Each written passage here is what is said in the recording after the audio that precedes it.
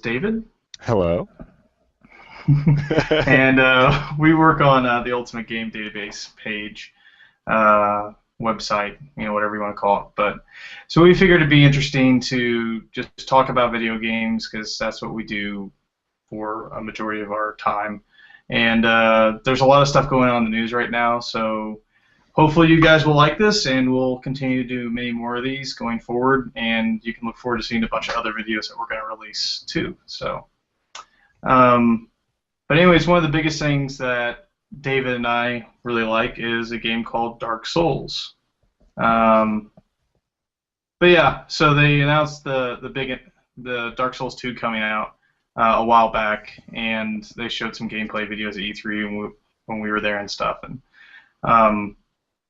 I gotta say, like, the turtle thing that like flipped on his back and like took out the guy was kind of crazy. But anyways, Dave and I were talking earlier. You remember, David, about like gaming culture and Dark Souls and how it kind of like doesn't really fit a lot of times. But I don't know. What were you saying on that, David? Oh, I was telling back. I can't remember when I first learned it. Some game show I was watching or something. But I found out that video games like released in America were intentionally made easier than video games that were released in like Asia, because they found American gamers just weren't willing to try as hard. I guess like if they couldn't beat something after 5 times or whatever, they'd give up on it. And it's hard to sell a sequel to a game people weren't willing to play through entirely on the first set. And I don't even know if that's entirely true. It makes sense that it's true, but that's Well, what I'm hearing. I know they've done a bunch of like different like actual storylines for different video games that were released in Japan versus the U.S. But I can kind of relate a little bit on that. I know, like with Mortal Kombat, I had some issues with Goro back in the day. Mm-hmm. Did you ever have any games like that, or was it pretty much you were just pretty much an expert at whatever you played, right? Oh, me? Okay. You know what? I remember one game that I never beat, and I'm not. And it's one of those things. I remember there's a handful of games I played when I was a kid, and we got to some area we just couldn't beat, and I went back and revisited it at some point. Like if someone had it at their house and I played it, and I was like, oh, that's not hard at all. Like it is just timing. You just didn't need to be. You don't want to be on the ground when the lava comes up. But as a kid, when I was like 6 or 7 or whatever playing the games, lava comes. Every time I'm fighting the boss, the lava comes up and I die. There's no way I die every time. It doesn't matter how much armor I have, and you're like, oh well, you should jump up on the platforms when the lava came, or something like that. So you're like, oh, in hindsight, it wasn't that hard. But there was some game, and it was James Bond-esque. It might have been James Bond of some sort. Like GoldenEye, or No, I think I don't think it was. It was some Nintendo game. It was a Nintendo game from back when I was a kid. I wonder if I can find it. But well, GoldenEye was Nintendo. I mean, it was on N64. I'm trying to think. I think it was like a rip-off of a like James Bond title. Like it looks like James Bond is, but you're just a secret agent. But I don't think you're James Bond because it was pretty low production value. But I don't know. I just remember that like we beat this one section, and it was hard, but we got through it. And then we got to this one area. So you enter the new area. It's a screen. There's like a city in the background or something, and you're like on a road, and you can't go to the side. Nothing goes there. You can't turn down. Like we weren't able to beat the game because we couldn't figure out how to get off that screen. Like we were stuck on that screen and couldn't figure out how to get past it. So maybe I could figure out something now. Maybe there's some button or some sign I was supposed to read or something that I didn't realize. But games are pretty simple back then. It wasn't like finding something really weird or you go down a path or not. But so that's one game I remember never beating and feeling kind of ripped off because like we just got to the end as far as we could play and couldn't figure out. It wasn't like the boss was too hard. There was just no way to progress past it. I'm sure now I could probably figure out something, or that was before the internet, so you couldn't just look up how do you get past this one section. People are like, oh, you have to go read that tiny sign in the corner and it starts a cutscene or something. And that reminds me of Legend of Zelda: Ocarina of Time, and I was probably the only person that didn't get a strategy guide, didn't look it up online, and went to the water temple like 3 times, 3 entire playthroughs, and managed to lock myself out so I couldn't beat the dungeon all 3 times. And it was really bad the first playthrough because I was like, oh, I just can't figure it out. I'll come back to it later. So I wouldn't beat like every other one that I could, and then I got to a point where it's like I couldn't finish anything, and like all of a sudden, oh yeah, by the way, you can't actually beat the game because you suck and you don't know how to do keys. And then I cried I for failed. hours. But yeah, no. Oh, and that actually reminds me of another story. I know you never played it, but Homeworld, like Oh, yeah. Homeworld and Homeworld 2, and they actually came out with another one, Homeworld Cataclysm, which was pretty cool too. But I mean, I'm a purist. Homeworld 1 was by far one of my favorite games growing up, and it was the first RTS that I ever played that was like sci-fi and 3D, and you could go up and down, you could move your fleets and everything.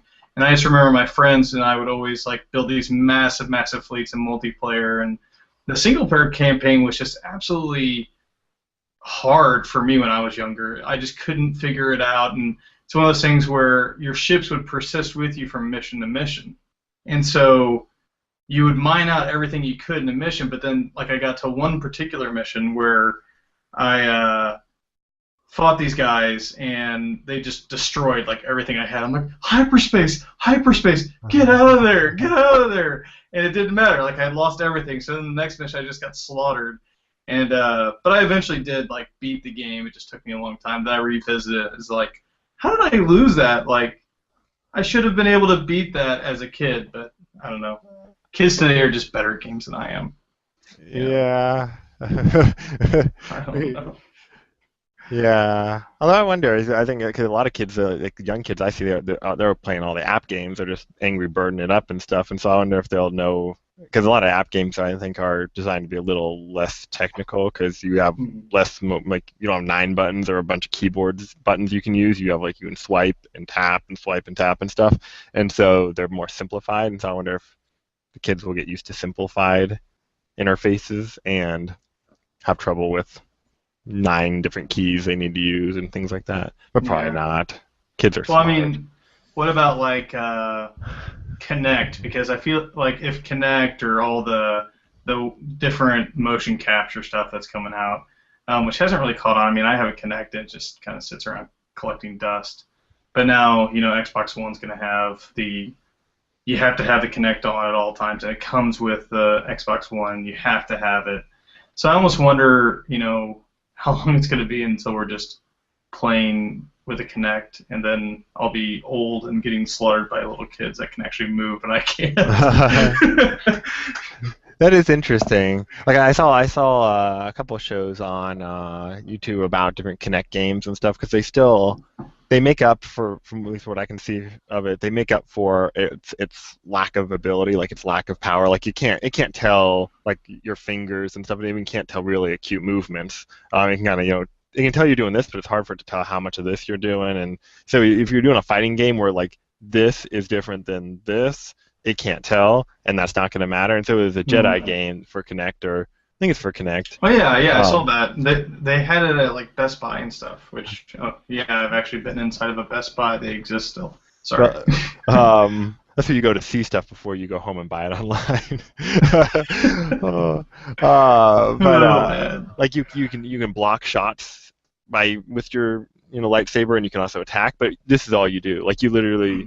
You just do that the whole game. There's no difference. And so there's even one, I think it's Pod Racer or some racing game, and the guy cut to it and showed an example where a guy was essentially, well, I don't even know if the guy was doing that. I think he might have been standing in front of the screen, and his car was like staying on the road because they don't want people to try it, and because the connection's so clunky, where you try to turn a little bit and it's not responding right, and you go off the road. It can't be like Mario Kart Rainbow Road Connect style, like you can't make those sharp turns and stuff, and so they make it smart for you. So your car is kind of following a track, and you can make some little adjustments. But in the end, to make up for the hardware's lack of ability, this is just what I've heard. Again, I haven't done any studies on it. I'm sure people know more. Well, no, like I remember there was one particular game, and I won't mention what it is, but it was for Xbox One, and it wasn't a game that was played by Kinect, but you could tell that there was some potential there. But they did the same thing. You had your controller, and it's like, oh, well, do this and do this, and but you were on like a track, and it was just kind of taking you, and you would, like, it's like, oh, you use this and you dodge, and you can't really dodge because you're moving on a track, and it's not.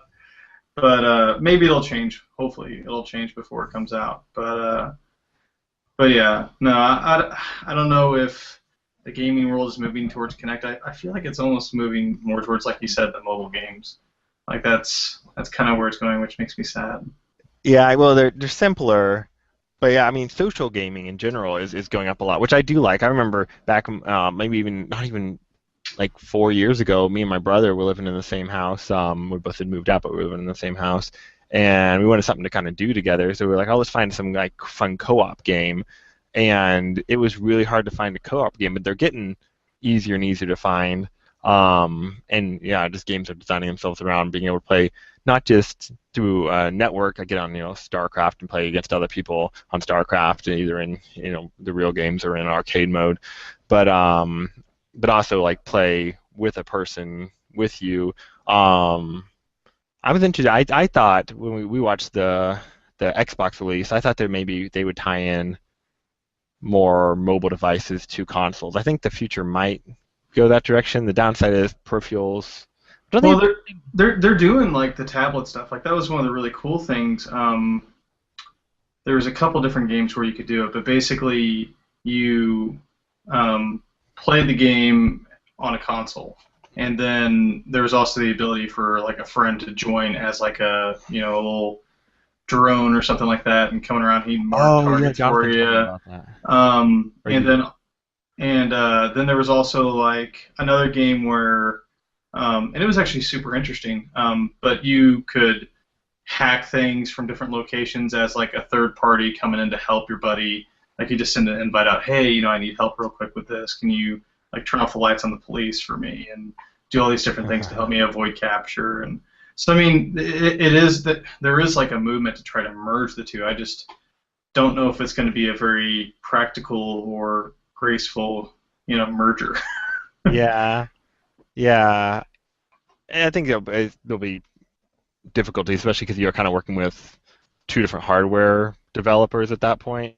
Like a lot of times, third-party hardware has always been a little odd for games, but then like Kinect or the Wii remotes and all the motion sensitive and stuff like that were always made by the developers or through the developers or something like that.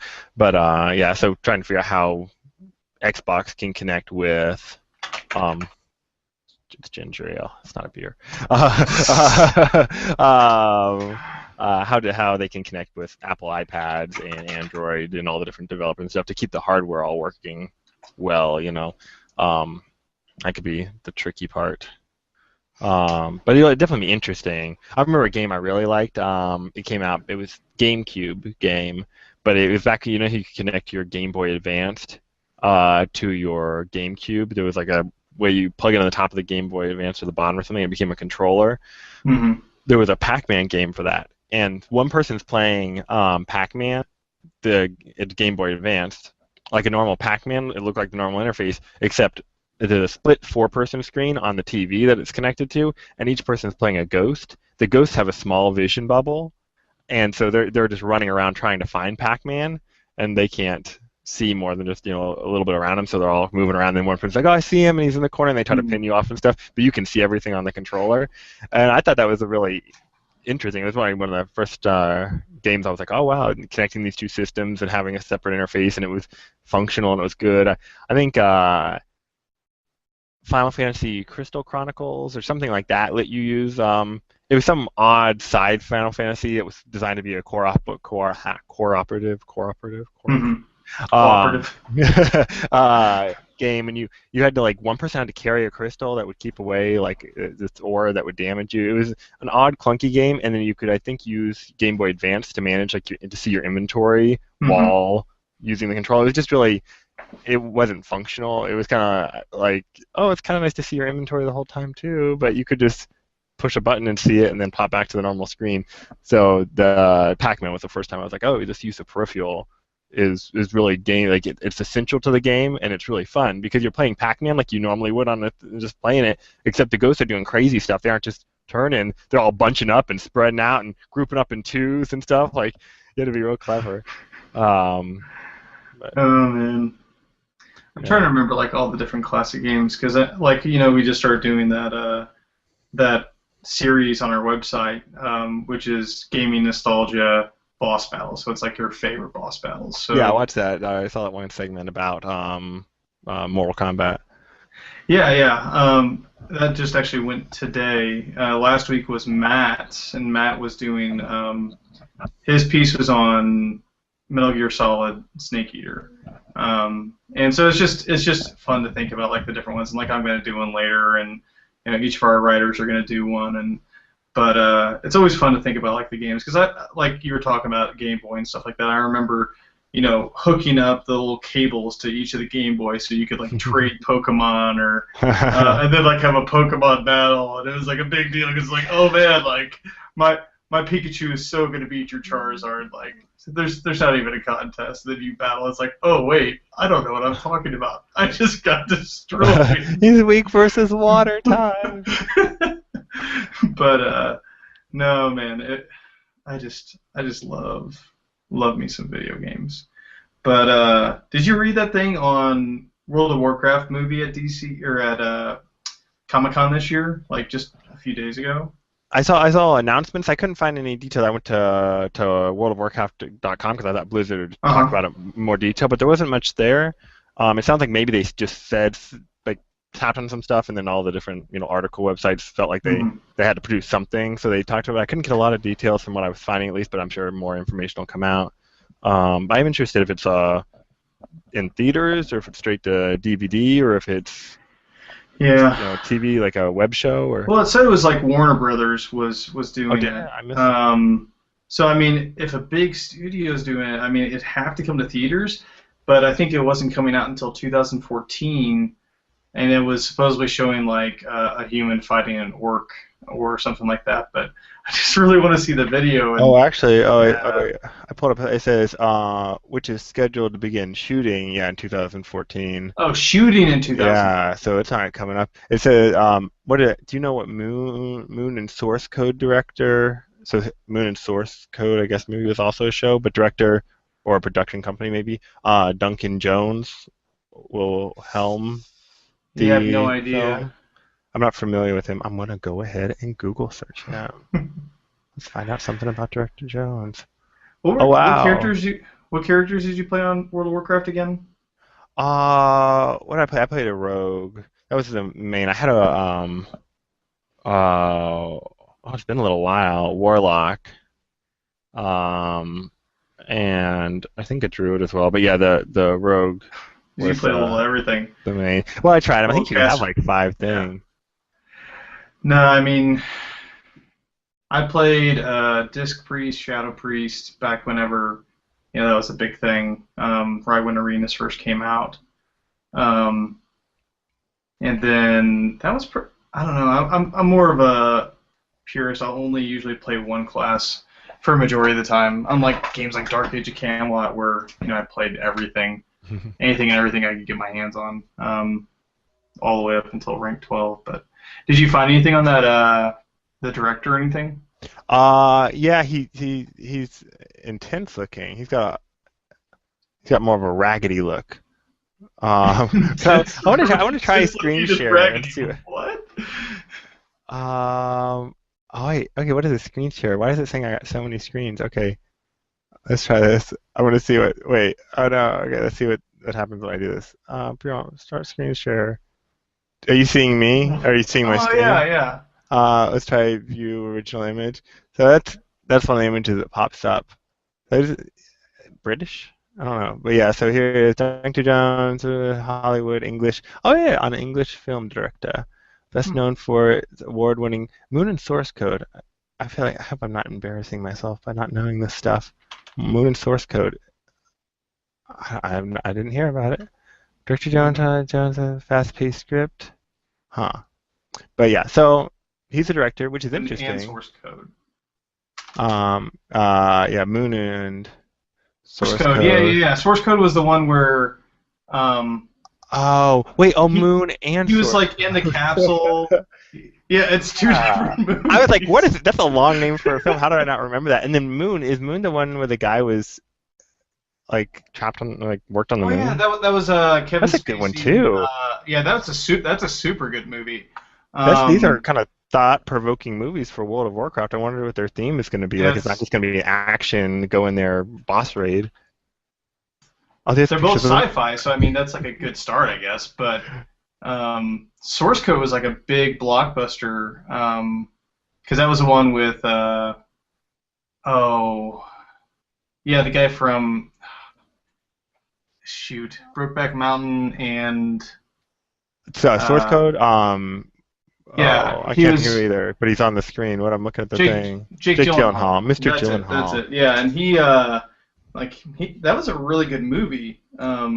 Source Code was. Yeah, I thought that was gonna. If a moon, if I'm thinking of Moon right as well. Moon's like that. Maybe I'm thinking Dark Side. Moon movie. Which I think is the one where I keep wanting to say what it is, but that's the one where there's a secret ending. That's not, I don't know if it's But secret, but be surprise them. interesting to see who's actually going to star in the movie, just because Oh yeah, Moon was the really good. Huh. uh, Did you see yeah, Moon? I liked. I saw parts of it. It was really interesting the parts I saw. I need to actually spend some time and like go through the whole entire thing. Um, but that was a it wasn't a normal movie for a lot of people, but I think it could be great for Warcraft. Huh. Yeah, I wonder what direction they're going with it. Well, it looks like it's going to be called Warcraft, not World of Warcraft. Oh yeah. So I guess that's kind of weird. Um, but there's not really any data on it. Like literally, they just updated it about a month ago. So there should be more coming soon. But yep, that's exciting. I'm actually really excited to see what comes from that. So Yeah, that'll be interesting. Definitely a more fertile world for comic book movies and game-based movies. We were talking about the we're other day. moving like really creepy on the screen right now. It's My just like movements? Am I choppy? a little bit, yeah. I wonder if it's because I switched screens. But oh yeah, I was talking about. Did you ever see the show Reboot? No, I didn't. Oh, it's such a good show. I remember the first one. So Reboot was this whole CGI. I forget who played it. If it was Oh on wait, was that the? It was like a Sunday Reboot. morning cartoon kind of deal, Yeah. and like he was always trying to stop the hackers or whatever it User. was. What was it? Well, they had to like fight the user, which was like us. They represented the AI that like you played against. Oh, yeah, Um, yeah. No, I did see that show. I actually watched that show for a long time, but didn't retain any information from it. yeah, there was Reboot, and then there was the but I guess it was still just Reboot. They weren't on the air for a while. It actually it ran from to 94 to 2002, so 8 years. But I think there was a pause in the middle or something. And they came back with better graphics and like I can't remember the main character guy, but he got sucked into the internet and he came back hardened. Mm-hmm. Oh He came no, back no, hardened? no, actually, I think the young guy, there was the main guy and this young kid who ran around with him, and he got sucked into the internet. Something I forget what happened, but there was like a time gap and everything kind of changed. But I want to see them do a reboot of Reboot. A reboot of reboot. And yeah, I think that would be interesting.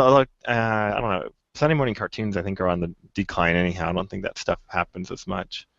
Um, No, I mean, I think the big thing now is during the week cartoons or Saturday morning cartoons. I don't even know. I mean, on how many demand. people?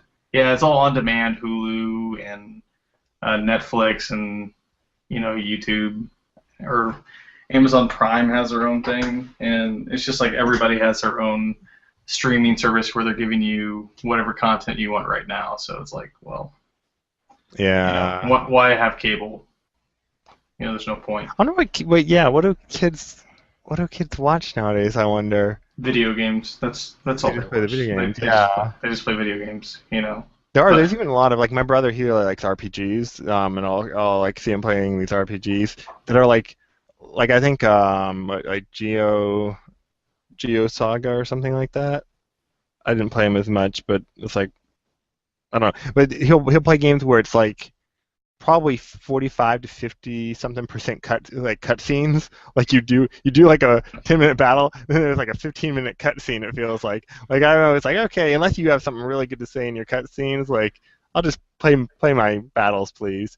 Yeah, But you can like watch the cutscenes of a game and like figure out what the entire game is about because they dump their I don't know. I remember the days of like the Blizzard cutscenes. You remember those like and I mean they're still great, but you know they just do. I remember StarCraft original, Warcraft somewhat, but the original StarCraft when it came out, those cutscenes were like what I was striving to get. It's like, okay, I need to beat this mission, so I can see the next cutscene because like it's so cool, you know. Um, but yeah, now it's overblown and overhyped. Unlike like the Final Fantasy series, with Final Fantasy VII did a really good job with kind of the mix of their cutscenes, but you learned most of the story from the game, not from what's going on in the cutscene.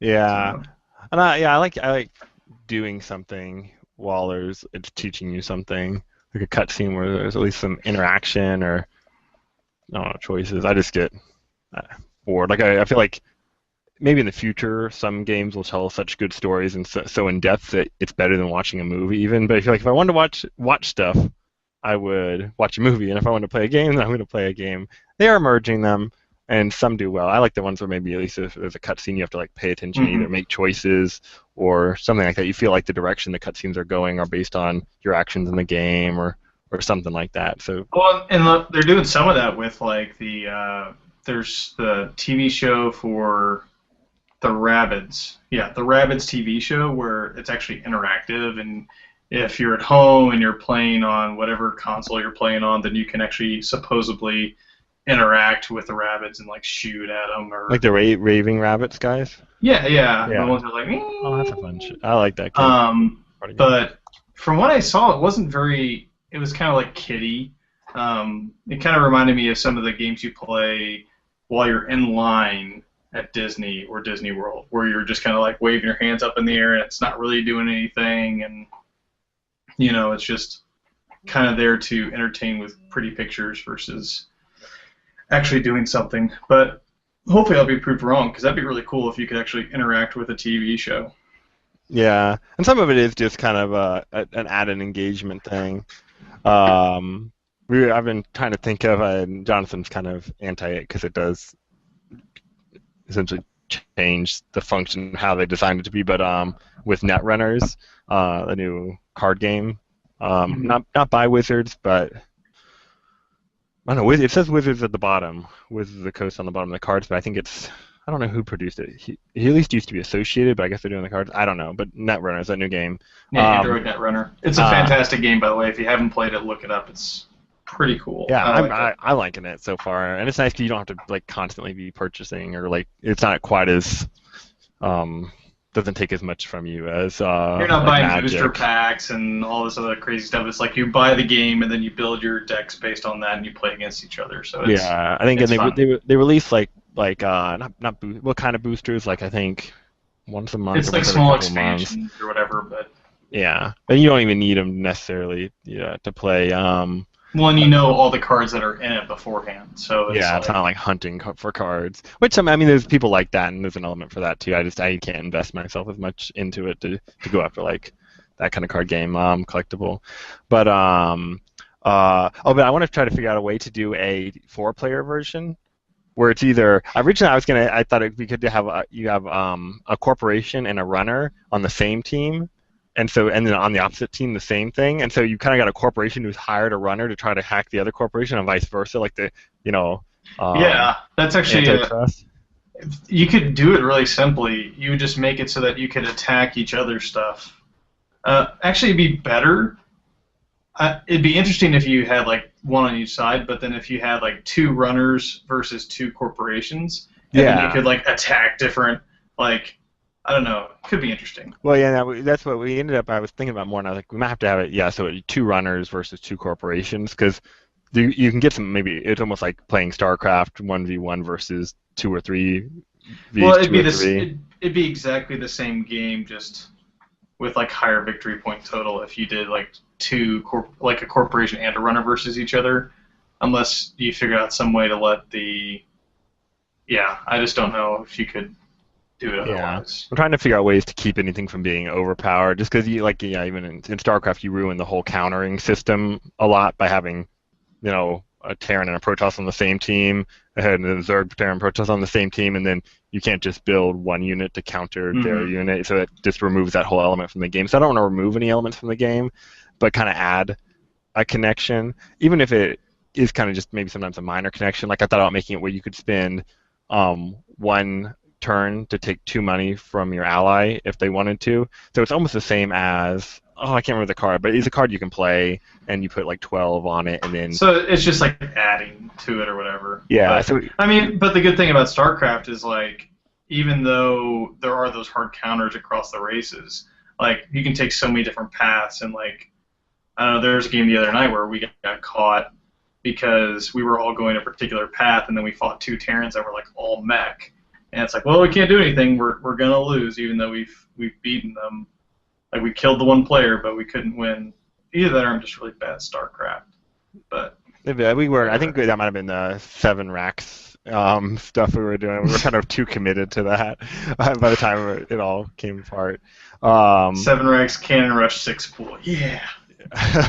Sometimes that's a fun way to play. Different nights, different ways. But yeah, cause that's the one thing. Like he had 2 friends over last night, and we were gonna try to do Netrunner, but it's hard when everyone wants to play together, and it's like, oh, we'll have to separate in groups of 2 to play. So I've been trying to figure out how to make a 4-player version so everyone feels connected. But without actually, I think if we had crossover attacks, it would be overpowered because then each person would just have to play like 2 icebreakers, maybe a code breaker. And a code gate breaker and a barrier, and then someone else has a sentry breaker or something like that, and then just cross them over when they need. Except you couldn't. Because you could also like cross over ice and stuff like that. That's true, and you couldn't use it on the same run. Yeah. So. Yeah. But anyways, we got 2 minutes left, so I guess let's go back, circle to. Oh, yeah. Something else. I don't know, Dark Souls maybe. Oh yeah, I'm excited about the second one, definitely. It did feel like the old gaming days where you kind of beat your head against a wall sometimes for something. Like, and I like that. I don't know. I still remember that boss fight, and I forget what it's called, but it's like the big fat guy and the little quick guy, and it's just. Oh yeah, I can't remember the names either. So punishing. I died so many times. Well, I liked it was more about your maneuvers. It wasn't like, oh man, I can't beat these guys. I'll have to go level up 10 levels, get an extra 1,000 HP and some better armor, and I'll go back in and slaughter them. Like it's not about just grinding to do it. Like I can't beat this boss till I go grind for another hour and a half. It was like you had to play that boss until you figured out every of his signals and knew how to jump out of the way and knew if you jumped to the right, you'd get a little more space than the left. Or you got better as a person at playing the game. You didn't just go level up for an hour and a half doing mindless grinding so you had enough health to absorb his blows. I like that where and that was the old way of games. I felt like it was more about reflexes and learning patterns than like you never play a Mega Man and be like, I can't beat this boss. I better go level up 6 levels before I come back to this boss. Like sometimes you needed the right weapon against him. That is kind of a right thing. But a lot of times it was just learning the patterns and to jump his bullets and stuff like that. Well, I mean, and there is something to be said for like the RPG style of gaming, and I think a lot of it is kind of bleeding over from like the World of Warcraft and stuff like that, because World of Warcraft is so successful that it just is like, well, why don't we add levels to everything? Like we can add levels to Call of Duty, we can add levels to, random game over here that is an RTS, and it's like, well, how do you add levels to an RTS? And it's like, oh, well, we put in heroes, and it's like, well. That was one of the things I didn't really necessarily love about Warcraft 3 was the hero aspect. But anyways, we're out of time. Thanks for joining us. We'll be back next week. We're going to start doing these on a regular basis, so feel free to submit any kind of topics or anything you'd like us to talk about or anything like that. Otherwise, we're just going to kind of look at gaming news and see what's going on out there. But Yeah, definitely Uh, give us input because I feel like some of the stuff I said may have been wrong. I don't mind being corrected. I'd rather be corrected and be right in the future. But yeah. yeah. And next week we'll probably have one of our writers, either George or Matt, join us. And if you have any questions about their articles, just let us know. And have a wonderful afternoon, evening, or whatever time it is there. See you guys. Right.